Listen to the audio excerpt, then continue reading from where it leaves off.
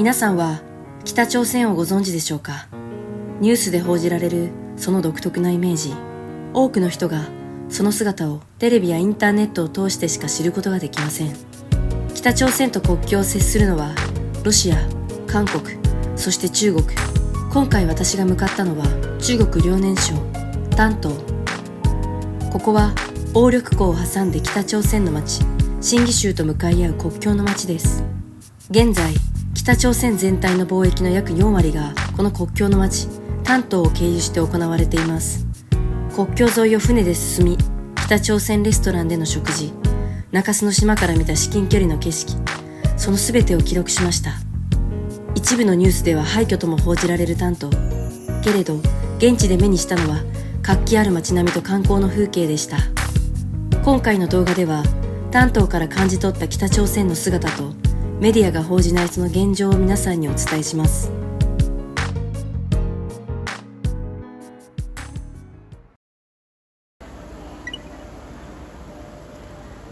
これは出口だね。ああ、着いた。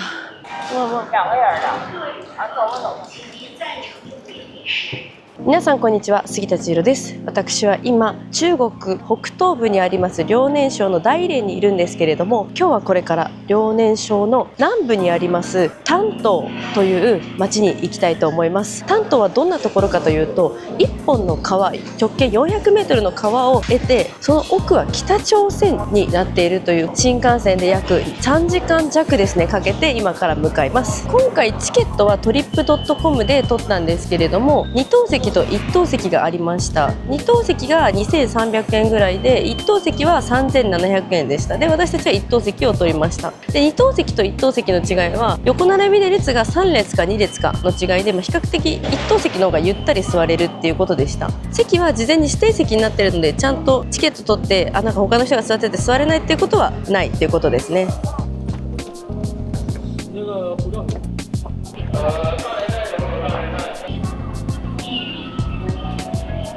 ホームめちゃくちゃ広いですね。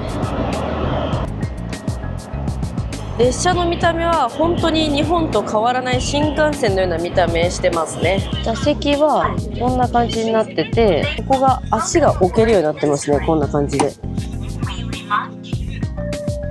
発車しました。定刻より1分前の発車ですねやっぱり早めに乗車しておかないといけないって感じですね。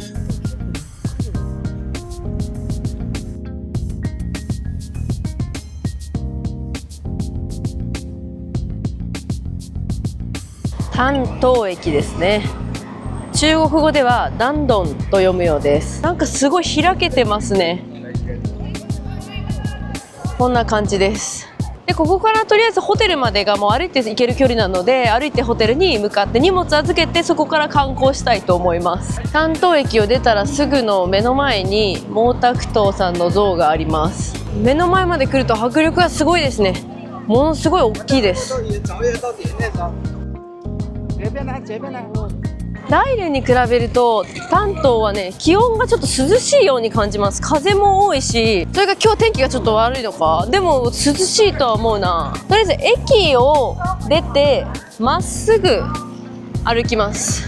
建物はなんかこう、もう今できたばっかりの新しい建物と結構古い建物が混ざってる感じですね。警察もねたくさんいて、道も綺麗に整備されてるので歩きやすいですよ。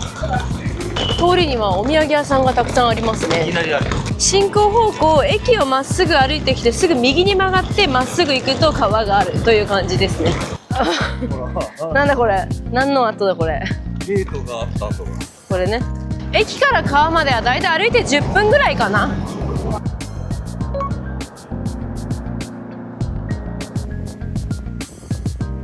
やっと着きましたね、ホテルに。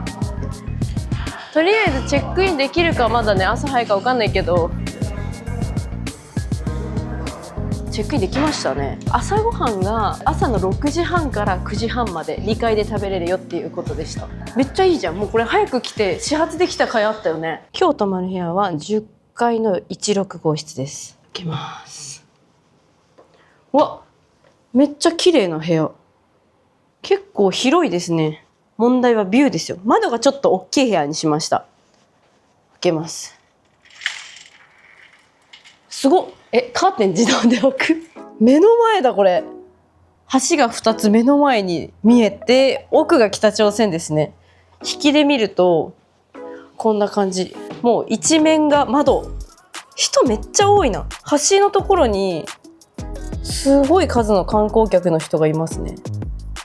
でこれ右側が遊覧船乗り場になってるのかな。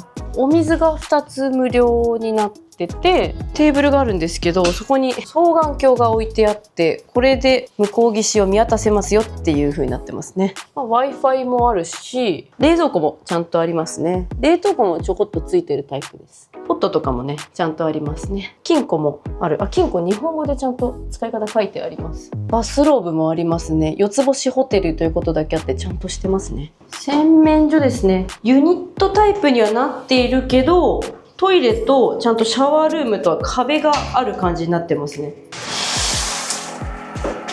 全然しっかりで大丈夫です。アメニティ類が歯ブラシあって、櫛があって、シャワーキャップ、シャンプー、コンディショナー、あとボディーソープですね。ドライヤーも簡易的な感じではありますけど、ちゃんとあります。すごく綺麗です。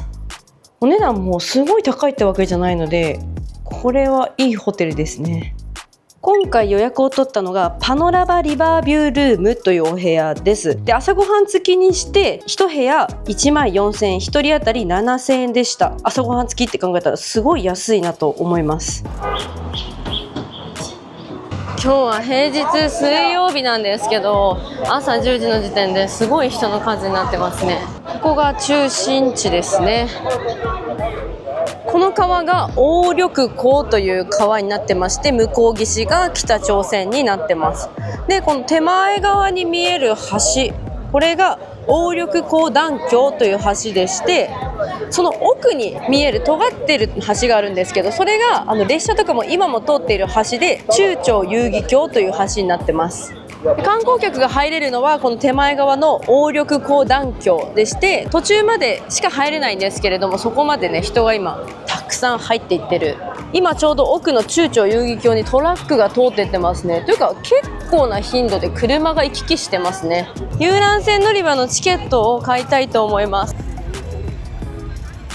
チケット売り場はホテルからすぐ近くのところにありますね。1人大人60元ってことは1人1200円。全然行け。これでここから行けばいいの。もう結構人乗ってる。チケット半券受け取って乗る感じ。せっかく遊覧船に乗ったけどめっちゃ雨が降ってきちゃいましたね。遊覧船は1時間に1本出船してるみたいで、11時に私たちは乗るんですけど、12時、13時、14時、15時、1時間ごとにあるっていうことでした。で、今は普通と豪華っていうジャンルがあったんですけど、普通の方しか出てないみたいです。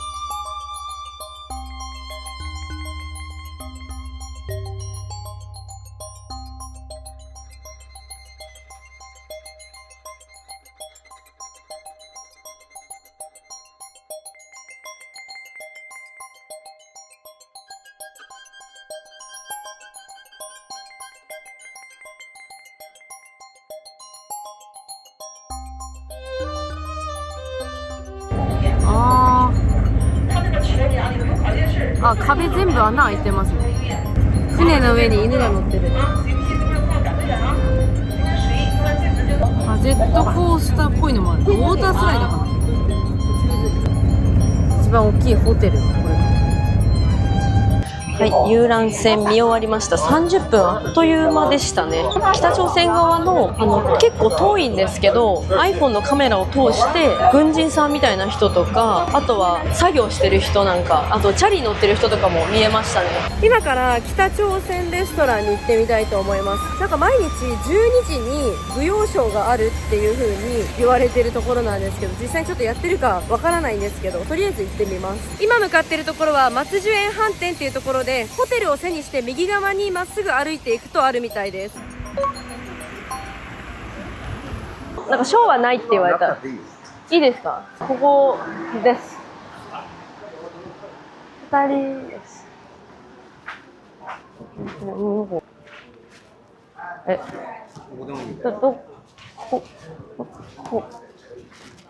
なんかメニューくださいって言ったら、なんかね、めっちゃなんかすごいニコニコしてる。でも後ろでは。でもこっち来るとすごいシュンって。メニューが重厚じゃん。すごい。なんか12時からショーありますかって聞いたらめっちゃ変なことされて。韓国冷麺これでいいのかな。こういう映画って子供の頃あった。なんかいつの時代ぐらいのなんか感じなんだろうと思って。あ、来た。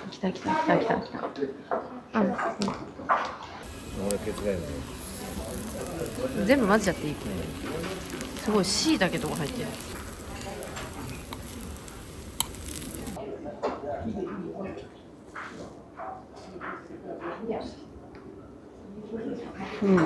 辛くない。ちょっとナムルっぽくなって味がついててうまい。うまいね。本当にうまいね。25元でしょ。500円でしょ。安いよね。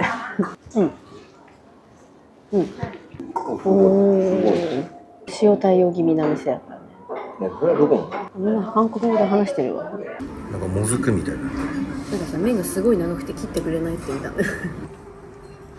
もともと。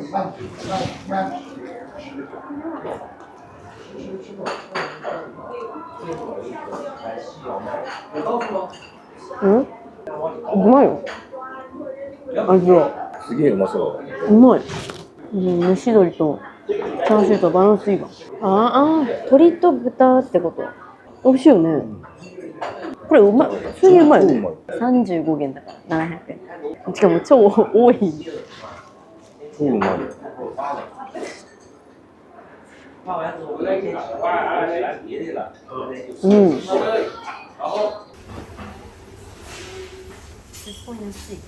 橋のすぐ横にあるお土産屋さんちょっと見てみたいと思います。普通にロシア風場外で売ってたやつとか。偽物のお金。なんかハーパーっぽい見た目なんだけど多分全然違うの。高麗人参。鴨緑江段橋に登ってみます。チケット売り場で大人1人30元。2。欢迎使用支付宝。Thank you。買えました。いいですか。荷物検査あるのかな。はい。荷物検査のゾーンであるけど検査はしないです。ここから登って橋に行くって感じですね。地図がありますね。今の位置がここですと。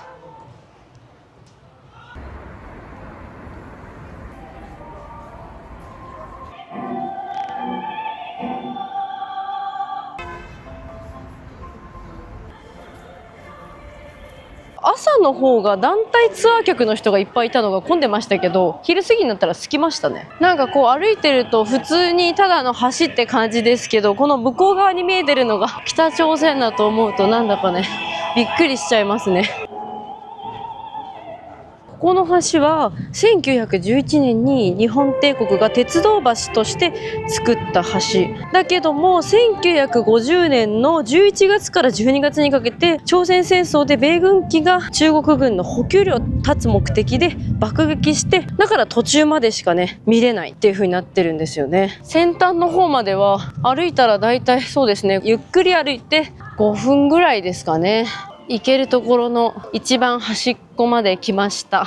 映像が流れてますね。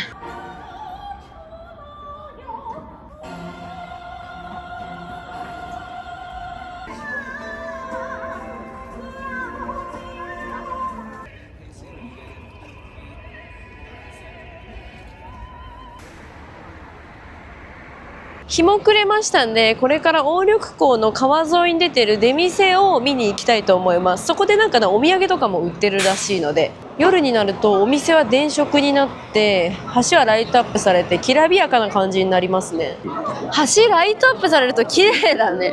雰囲気ありますね、こう見ると。お土産屋さんはどんなものがあるかな。鳥、インコ、セブンスターとか売っちゃってるよ。だってこれはさ、かわいい。なんだこれ、飾りみたいなのが売ってたり、丹東のお土産ですね。これさっきお土産ショップでも売ってたやつかな。なんかみんな見てはいるけど買ってはないって感じかな。ほら、なんかすごいすごい。待って、竹下通りみたいになってるぞ。あれ待って待って、フルーツ、あ、すごい。ここの景色、右側が鴨緑江南橋で左側が中朝遊戯橋ですね、やっぱりさっきホテルに聞こえてたの生歌だったんですけど。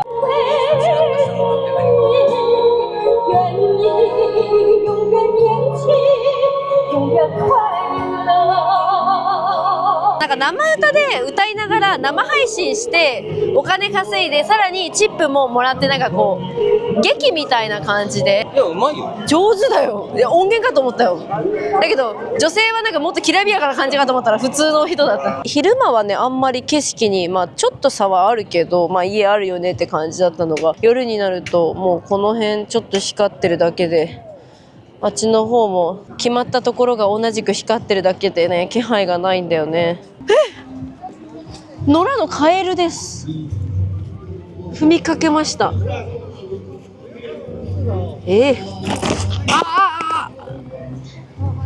君食べられるやつではない。紐にテニスボールつけて健康体操してますね。等于请由王源音乐工作室制作，135-464-11588。高麗街というところに来ました。丹東にある韓国街みたいなところですね。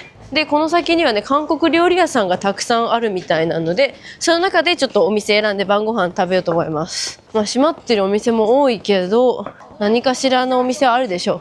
なんか新しいっぽい店も結構多いんだよな、見てると。古いお店もあるけど。大連はね、日本人いましたけど、もう丹東まで来ると日本人は一人もいないですね。なんか自分だけ中国に来たみたいな、そんな感覚になれます。閉まるのも早いんだろうな。大連が早いぐらいだからこっちも早いだろうね。ここはなんだ、これはまた昼間と一緒だな。なんだこれ、焼肉。おい、韓国焼肉的な、サムギョプサル的なのもあるの。でも牛か、メインは。もう終点なんでここ行ってみますか。韓国でなんか食べたことあるような感じだもんこれ。なんかむちゃくちゃおしゃれな作りでびっくり。どこさ豚肉、これ結構ボリューミーですよ。1人前で葉っぱ豚わさびみたいな感じの、そんな名前のやつだったんですけど、こっちが牛肉。これ薄切りの牛肉ですね。味はついてる感じ。これね、雪花純生って書いてある。生ビールで薄めで、ね、10元だから200円。うまっ。つけだれみたいなのも面白くて、羊の肉についてるスパイスと塩と、あとちょっと多分これ甘い味噌。でもとにかくこれのね、クミンの匂いは全てに移ってるんで。スンドゥブチゲご飯ついてきた。これ400円ね、ちなみに18元ぐらいだった。48元だから約1000円のカンジャンケジャン。この量来たよ。大丈夫食える。もともと来た時からもうこういう崩れたスタイルにはなってました。アサリが入ってるスンドゥブチゲですね。いつも日本で食べてるスンドゥブチゲとはちょっと違うけど、薄めのスープって感じです。こういう感じで取り分けてくれます。油切ってくれるシステム。わさびと多分この餃子にんにくを巻いて食べるのこれ。待って、米が独特。なんかちょっと黄色いなんか入ってる。この肉を乗っけて、このわさびちゃんとなんか美味しそうなわさび。こうで合ってんのかな。くるくる。これでいただきます。あ、うまい。米はね、独特。これにこのスパイスを、中国スパイス。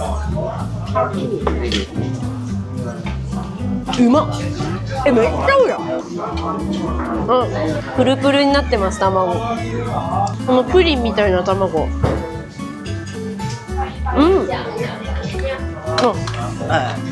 なんか店員さんがエビくれました。優しい。本物カムジャタンじゃん。いや、ややなんちゃったやつだけど。でも25円だったら全然あれじゃない。エゴマが足りてないんだね。そう。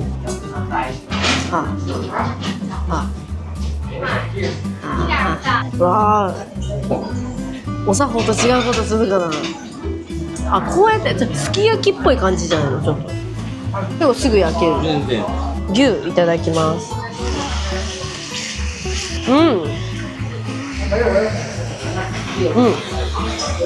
美味しい。日本とも韓国ともちょっと違う、なんか薄いちょっと甘い醤油味みたいなのがついてて美味しい。ご飯をさ巻いてちょっとスパイスつけてこんな感じで。この薄い牛肉うまい。もう肉寿司じゃん、こうやってやったら。タレがうまい。肉うまい。肉はうまい。ちゃんと煮込まれてるじゃん。スープ1個頼むならこのカムジャタンがおすすめ。エビもスパイスにつけてみる。合うね。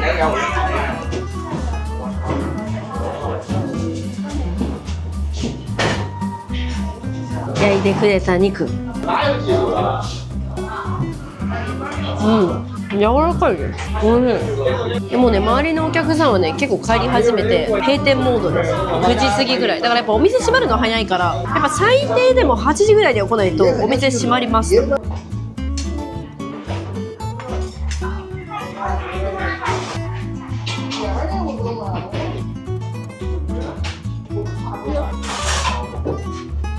生ビーフジャーキーの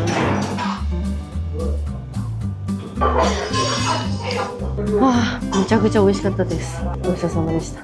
コンビニはホテルからすぐ右に曲がったところに24時間のローソンがあります。ホテルに戻ってきたんですけれども、今22時20分。北朝鮮側の方は8時の時点ではそんなにライトついてなかったんですけれども、10時になるとそんなに多くはないんですけれども、マンションの至るところに光が灯ってます。人がね生活してるんだと思うんですけど、思ってたよりはたくさんライトがついてますね。なので現状こう見ると全く北朝鮮側が真っ暗ですよっていうわけではなくて、全然人々の生活の様子っていうのは伺えますね。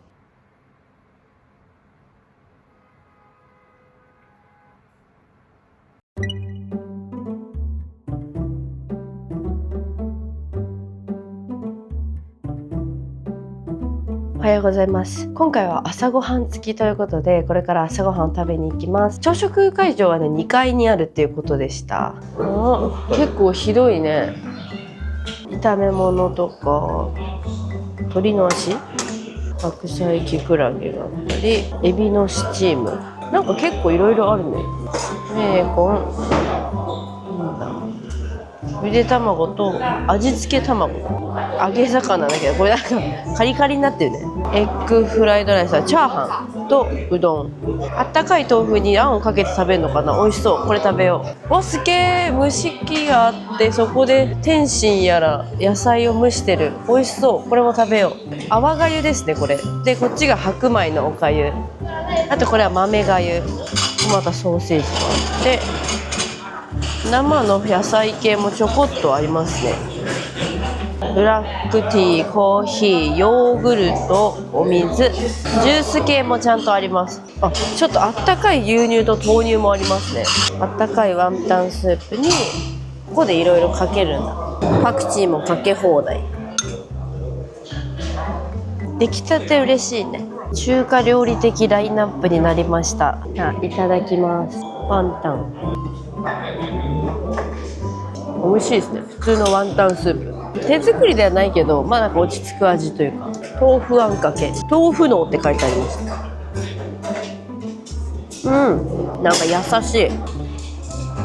普通の豆腐と違ってなんか癖がなくて、豆乳のゼリーみたいな味がします。肉まん。おかゆがね、残念なこと冷めてるね。肉まんも美味しい。これネギ油入りの白米のおかゆ。おかゆ美味しい。ネギ油がうめえ。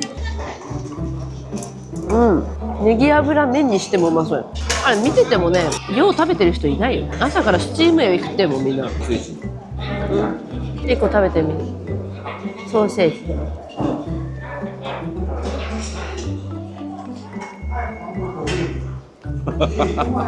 そんな気してた。ちょっと癖が。おかゆうま。おかゆおかわりですね。美味しくておかわり持ってきちゃいました。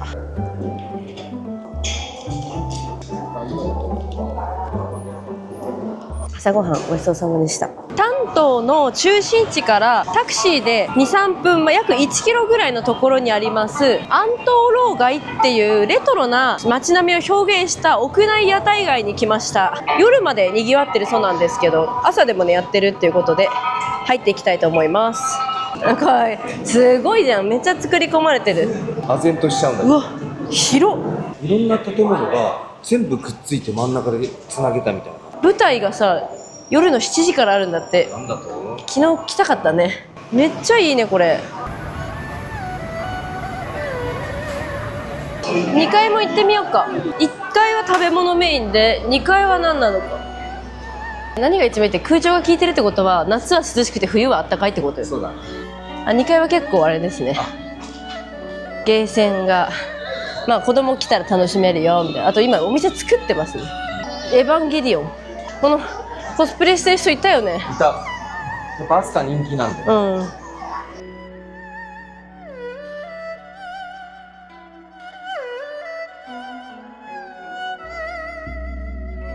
なんかすごい映えゾーンなのね。これ昔のなんか街並み的な感じでしょ。待って、博物館的なところと思ったら急にネイルサロン。お、刀削麺もある。めちゃくちゃシュールなんですけど美味しそう。パイに刻んだやつを挟んでくれるの。あ、これ食べたい。谢谢。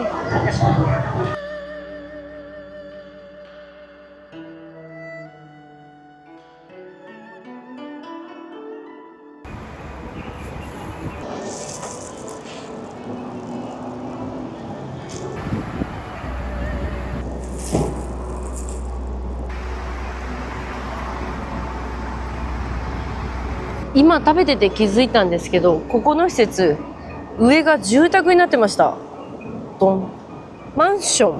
普通にね、住んでる人がねいるみたいですね。カーテンついてたりとか窓開いてたりするんで。どうですか、住んでいるところの下がこういうすぐにいろいろ買える施設って、それもなんだかありな気がしますね。丹東と北朝鮮、新義州を結ぶ橋は現在中朝遊戯橋の1本だけです。本来は約20キロ下流の新鴨緑江大橋も稼働する予定でした。中朝遊戯橋は1943年完成で老朽化が進み、増加する貿易に対応するため2009年に両国が新橋建設に合意しました。中国側は2014年に完成しましたが、北朝鮮側は道路や税関施設が未整備のまま、投資された周辺開発も動かず未開通が続いています。あれもだって全部閉まってるもん。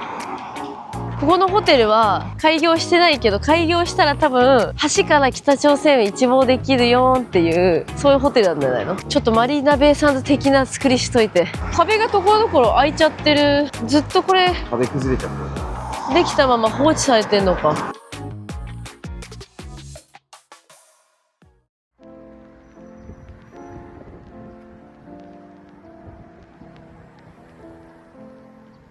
丹東とこの中洲をつなぐ橋を渡って月稜島というところに来ました。ここは鴨緑江の中にある中洲の島なんですけれども、この中洲っていうのが鴨緑江にはたくさんあるんですけど、そのほとんどが北朝鮮のものだそうで、ここの月稜島はその中でも珍しく中国領ということでリゾート地になっているっていうことです。一度はですね廃墟化したそうなんですけれども、2010年頃から再開発が入って、今は4つ星ホテルだったりバーとかゲスストハウスとかそういうのもねあるちゃんとした観光地になっているっていうことです。ここからだとより近くまた北朝鮮が見れるということでですね、平日のお昼間ですけど結構たくさんの人で賑わってますよ。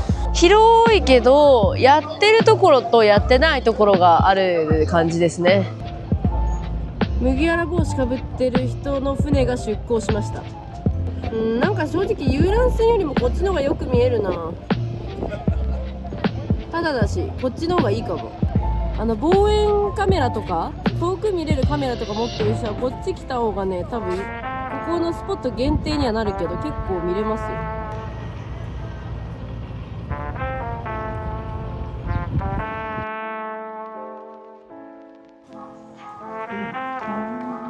你好。これのアイスアイス。ここが北朝鮮でなんかおしゃれなもの飲んで、こんなな。上海行って大連で丹東で、これ丹東は3都市目になるのかな。初めてちょっと中国のその地方に来てみて、都会とはやっぱり空気感は違うし少し不便なところはあるんだけど、食べ物とか物価もより安くなるし、今回は北朝鮮の空気っていうのをこうやって近くで感じられて、なんかこう今までにしたことがない体験っていうのがすごく良かったし思い出に残りました。もしねその大連に来て丹東に行く機会があるっていう人はぜひ立ち寄ってみたら、なんかこう話では聞いたことあるけど実際に北朝鮮の人ってどんな暮らししてんだろうとか、あとは中国のその地方の感じ、来てみてよかったなってきっと思える場所だとは思います。